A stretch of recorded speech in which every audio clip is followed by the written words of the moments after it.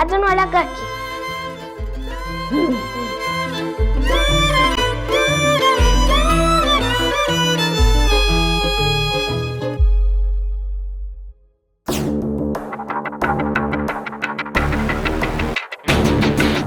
ಮೊನ್ನೆ ಈ ಸೀನ್ ನೋಡಕ್ಕ ನಾನು ಇಲ್ಲಿಗೆ ಬರಕ್ ಹೇಳಿದ್ದು. ಒಳ್ಳೇದಾಯ್ತು ಬಿಡು.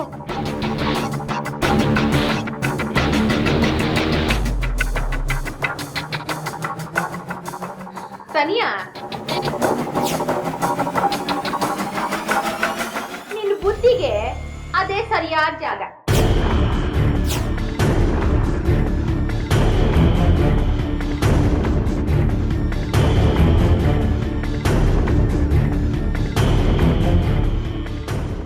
ನೋಡ್ ಸುಬ್ಲಕ್ಷ್ಮಿ, ಬರ್ತಿದ್ದಾಗೆ ಕಿರಿಕ್ ಶುರು ಮಾಡ್ಬೇಡ.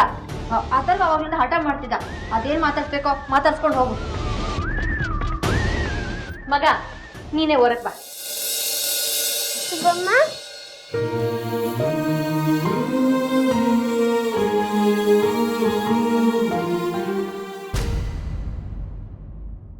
ಹಾಯ್ ಅಥರ್ವ.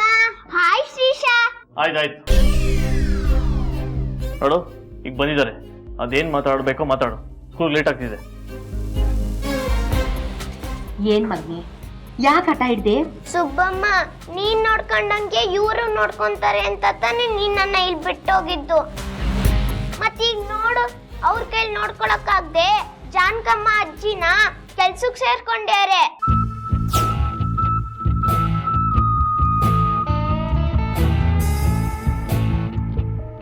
ಹೋಗ್ಲಿ ಬಿಡು ಮಗ, ನಿನ್ ಕೆಲ್ಸಗಳೆಲ್ಲ ಮಾಡಕ್ಕೆ ಅವ್ರಿಗೆಲ್ಲ ಈಗ್ಲೇ ಬರಕಿಲ್ಲ.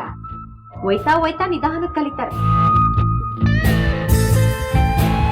ಆದ್ರೆ ನಿನಗ್ ಯಾವ ಕೆಲ್ಸ ಅವರೇ ಮಾಡ್ಬೇಕು ಅಂತ ಅನ್ನಿಸ್ತದೋ ಅದನ್ನ ನೀನೇ ಹೇಳಿ ಮಾಡಿಸ್ಕೊ.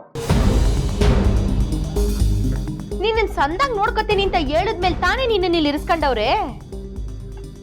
ಅಷ್ಟಿದ್ಮೇಲೆ ಮಾಡ್ಲೇಬೇಕು ಅಲ್ವಾ ಸನಿಯಾ? ಅದ್ ನಮಗೂ ಗೊತ್ತಿದೆ. ನೀನ್ ಅದನ್ನ ಹೇಳ್ಕೊಡೋದು ಬೇಕಾಗಿಲ್ಲ. ಮಾತು ಮುಗಿದ್ರೆ ಇಲ್ಲಿಂದ ಹೊರಡ್ಬೋದು.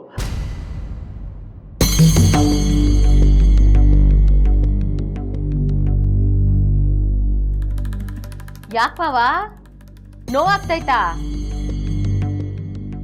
ಅಲ್ಲ, ಆಗ್ಲೇ ಕುಂಟ್ಕೊಂಡ್ ಬಂದ್ರಿ, ಕೈ ಮೇಲೆ ಬಾಸುಂಡೆ ಇದ್ದಂಗದೆ. ಏನಾಯ್ತು ಮಾವ? ಅದು ಸುಬ್ಲಕ್ಷ್ಮಕ್ಕ, ಅದು ಬಿದ್ದಿರೋ ಏಟಂತೆ.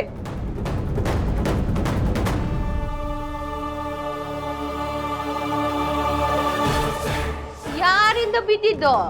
ಯಾರು ನಾನು ಬಿದ್ದಿದ್ದಲ್ಲ, ನಾನು ಯಾರು ಬಿದ್ದಿದ್ದು.